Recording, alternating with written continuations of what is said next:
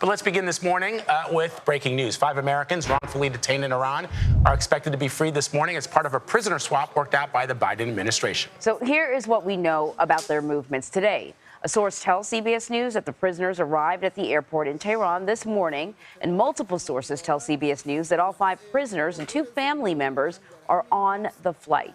Chief Foreign Affairs correspondent Margaret Brennan is following this story. Iran announced Monday that 5 detained Americans are expected to be released today. They include Imad Sharghi, Siamak Namazi, Murad Tabaz, and 2 Americans whose names are being withheld. For the first time since 2015, 51-year-old Siamak Namazi would be free. He spent the past 8 years in the notorious Evin prison in Iran on what the U.S. State Department considers trumped-up charges of espionage. Sharghi and Tabaz were arrested in 2018. All are considered wrongfully detained. In exchange, Iran says charges against 5 Iranians in the U.S. will be dropped. 2 will remain in the U.S. The Biden administration reached a tentative deal in August, but the final pieces only came together in recent days. The money traveled from South Korea to Switzerland and then into a monitored bank account in Qatar, a deal the White House has repeatedly defended. This is not a payment of any kind. It's not ransom. These aren't U.S. taxpayer dollars. And we haven't lifted a single one of our sanctions on Iran. The U.S. Treasury will monitor the money and restrict its use to humanitarian purposes. But Iran's president, whose country is badly in need of economic relief, dismissed any limits. The Islamic Republic of Iran will decide to spend it wherever we need it. Republican Mike Turner, chair of the House Intelligence Committee, is concerned the financial relief will incentivize future hostage-taking. I mean, whenever you put a price on American heads, you get an incentive for people to take more hostages. These are $6 billion in frozen oil revenue. Billions and billions of dollars, and so that's a concern. So joining me now is CBS News Chief White House correspondent Nancy Cordes, normally at the White House, but you're here in New York because you're covering the UN General Assembly, so we got a chance to snag you to talk about this. Remarkable deal. What are we hearing from the White House? Why is this happening now? Well, it's been in the works for a long time, and there were so many different pieces that had to come together. Mm-hmm. Just, for example, moving $6 billion from South Korea to this bank account in Doha required several steps. Mm-hmm. It had to be converted into euros from South Korean currency, and all of these restrictions had to be placed on how it can be used. And then beyond that, there's the question of the prisoners. Who is the U.S. going to release? Who is Iran going to release? On the U.S. side, we are releasing 5 individuals, some of whom have already seen their cases go through the court system, some of whom were still awaiting trial, but all of their cases had to do with nonviolent offenses. These were people, for example, who violated sanctions rules. Some of them we know are returning to Iran.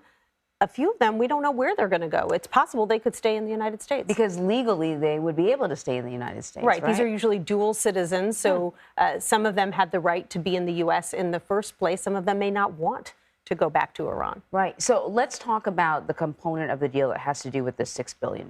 Sure. This is Iranian money that has been frozen.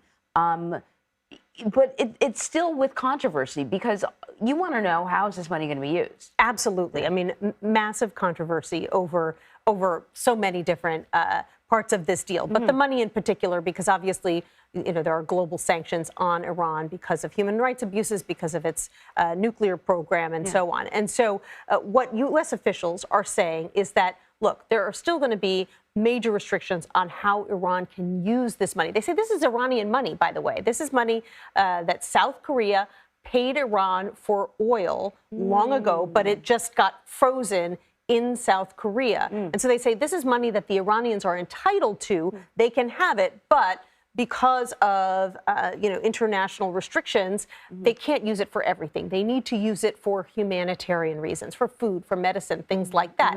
Of course, critics will say, well, that's all well and good if they use it for those things, but obviously that frees up Iranian money to be spent on other things like their nuclear program. And so that's why there's a lot of controversy. Nancy, great having you here. Thank you so much. We're going to pivot over to our Chief Foreign Affairs correspondent, Margaret Brennan, who's also standing by for us. Okay, so Margaret, there's been all this sort of information floating around, but of course, when we're talking about, the release of prisoners, you don't want to get ahead of anything. You want to make sure that they are safe. So what do we know right now about where the prisoners are? Are they out of Iran? Are they safe? Anne-Marie, the White House is now confirming that the 5 Americans and 2 of their family members have left Tehran on a Qatari plane.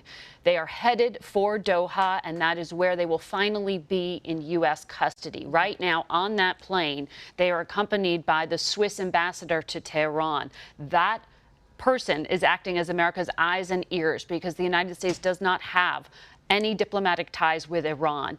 We haven't for decades.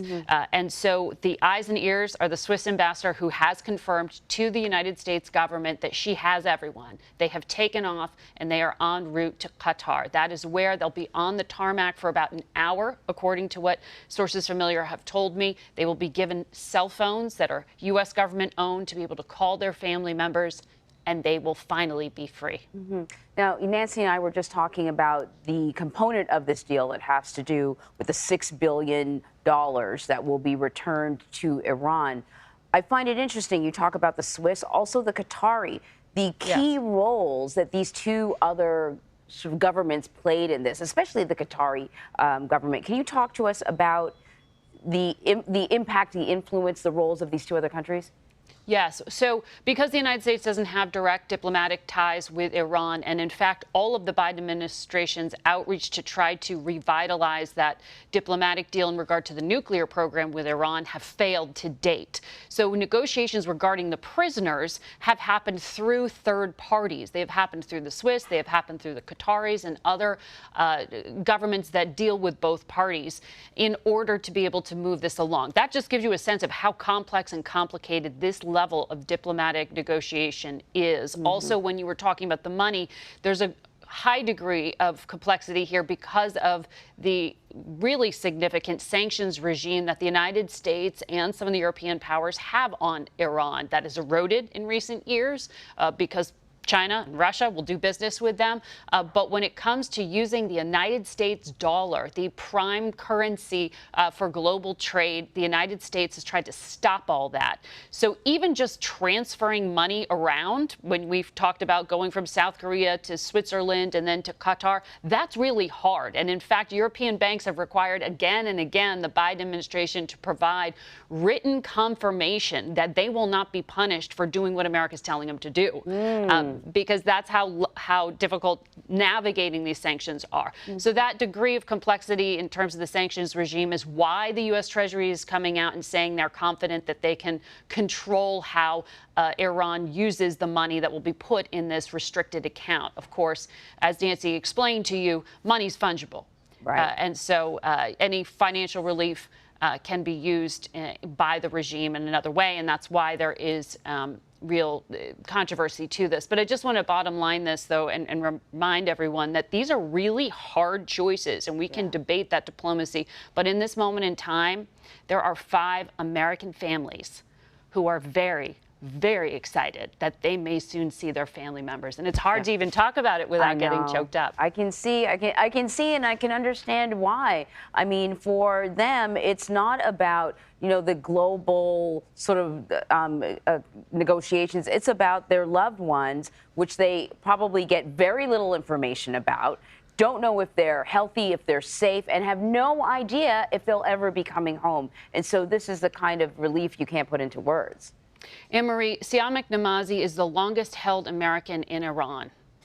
8 years. He was left behind by President Obama. He was left behind by President Trump, and he is now coming home. It is hard to describe what 8 years in one of the most notorious prisons in the world and being held in confinement will do to a person. A person who is there conducting business as an American citizen, but happened to be of Iranian descent and have an Iranian citizenship. And because of that, blue passport, an American passport, he was imprisoned, along with others like Imad Shargi, Murad Tabaz, and the other two whose names we are withholding due to privacy requests. And that is something I think it's also worth talking about here. Hostage diplomacy is complex, it is complicated, but Americans may not know that the State Department puts out their warnings to Americans of countries they shouldn't go to. And that's hard when you want to go home and visit family. And that's hard when you have affinity for a country. But the United States is doing that now because of situations in families like this, that you can be taken simply because you're an American and you may not have committed a crime at all. Margaret, it's a really good reminder, both points that you make about how, we're talking about people who, because there will be a conversation about, well, what were they doing? Why were they there? And it's a really good reminder that, sometimes, they're there just visiting family members, or it's just normal stuff that you should not be detained over, and you shouldn't be sort of, locked away for 8+ years or whatever. Margaret, sorry, go ahead. Yeah, no, and that's one of the things on hostage diplomacy that we will have a conversation about, I think, in the days and weeks to come, is also this risk of putting a price on Americans' heads when any money is involved in a trade. That is part of the conversation that we should have outside the political space, because it is very real on hostage diplomacy. These are very hard choices, but there's an expectation from the American people that their president will bring them home and will be willing to go to certain lengths to do it. So the debate will now be, is it worth it? For these families, it is worth it. They expect their family members to be back on U.S. soil as soon as late today. And then those prisoners who will now be free Americans will go into treatment at a military facility here in the United States, in the D.C. area, to help them adjust to freedom. That can take days, that can take weeks. But they will begin to re-enter society. This is something also that the U.S. Congress has been talking about. Little things, your credit card bills, your rent. How do you deal with all that? The complications of that, the United States is actually looking at changing the laws to help American hostages readjust, because this is not an easy transition to have happen. And these families will be working on that in the days and weeks to come. All right, Margaret Brennan, thank you very much. So for more on this swap, I want to bring in Jamil Jaffer. He is the founder and executive director of the National Security Institute at George Mason University's Law School. Jaffer also served as an associate White House counsel to former President George W. Bush. Thank you so much for joining us. So talk to us about the Biden administration's strategy behind this swap and why you believe this swap is happening now. Why was it able to happen now? Well, look, I think, Anne-Marie, one of the challenges here is that we've traded 5 American hostages being held unlawfully in Iran for 5 Iranians being held in the United States under our laws, under appropriate process. Now, that, as a general matter, should be the deal, right? You trade prisoner for prisoner, and that's it. Unfortunately, what we see here, though, is a deal where the Iranians understood they could extort us for more money, and now we've now swapped $6 billion, admittedly in Iranian funds, but funds that were frozen under the sanctions for their nuclear program for these hostages. So it's critical that we've got these American hostages back. That's an important part of this story. But it's also important to note that we paid a very high price, not just in prisoners, but in cash as well. I think part of the reason we see this deal happening now is that there may be a larger effort going on afoot. And that's, I think, what Republicans in Congress are particularly concerned about, that part of what's going on here is not just the hostages for hostages deal, but also a deal related to the Iranian nuclear program, and that there's an unspoken part of this deal which involves the Iranians continue to limit their nuclear program. So once we learned about this deal, the Biden administration also announced additional sanctions, I presume to get ahead of criticism, to make it more difficult for Iranians to use this money. Do you not think that that's enough of a counterbalance? Well, look, I think you're right to point out that this money has been restricted, right? It's only to be used for humanitarian purposes. It's going to be held in bank accounts in Qatar. The challenge, of course, as Margaret Brennan correctly pointed out, money is fungible, right? And so the Iranians will be able to use other funds for their illicit activities. We know they support terrorist groups like Hezbollah and Hamas. We know that in the past they've used significant amounts of these funds for their nuclear program. We suspect that they continue to develop their nuclear program. We know that they have gone beyond the requirements or past the requirements of the nuclear deal to enrich more uranium than they're allowed to. So the question is this part of a larger deal for Iran to limit its nuclear program? And if so, is Congress going to get a chance to weigh in on that and see that? It looks like if that's what's going on here, we're not being told that publicly. And that, I think, is one of the challenges that people are suspicious of in this particular deal. So you sound like you are also sort of suspicious of the deal. You know, I don't know if you heard my conversation with Margaret Brennan before, but she talked about, you know, that this is just hard stuff, that hard choices have to be made. We have 5 Americans, 5 families that are relieved at this point to have their loved ones back. You know, this sort of negotiation is never easy, and if everyone is a little unhappy, then that's how it normally goes. No, I think that's exactly right, Anne-Marie. Margaret is exactly right that American presidents must do whatever it takes to get Americans back. And she's exactly right to note that Siamak Namazi, who's been held for 8 years, was left behind by 2 presidents in a row, President Obama and President Trump. So it's excellent that we've gotten Namazi and his other 4 colleagues, that Americans that have been held unlawfully in Iranian prisons, back. The challenge, of course, is what you and Margaret were also discussing, which is that this incentivizes, by providing not just a prisoner-for-prisoner deal, but a prisoner and billions of dollar deal, right? You incentivize other bad actors, nation states or the like, to think they can negotiate with America and negotiate over American lives, which they should not be able to.